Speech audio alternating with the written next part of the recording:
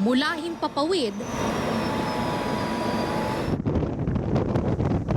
hanggang sa karagatan, sanib puwersa sa pagpatrolya at pagsasanay sa West Philippine Sea ang Pilipinas, Japan at Amerika para sa ika-15 Multilateral Maritime Cooperative Activity o MMCA.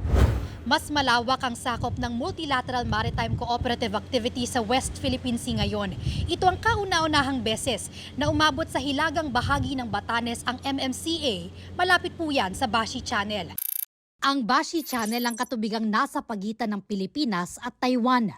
Ayon sa commanding officer ng BRP Antonio Luna ng Philippine Navy, hindi dapat tignan na provocation o pang-uudyok ang isinagawang MMCA. Ang significance itong exercise na to is naipakita natin kung gaano kalayo yung operational reach natin pagdating sa West Philippine Sea area. Hindi naman provocation yun kasi scheduled exercise ito at saka nasa loob naman tayo ng EEZ ng Pilipinas at hindi naman maritime domain ng ibang bansa. So hindi ito provocation. Mula una hanggang huling araw ng pagsasanay nila sa West Philippine Sea, kapansin-pansin sa di kalayuan ang barko ng People's Liberation Army Navy ng China.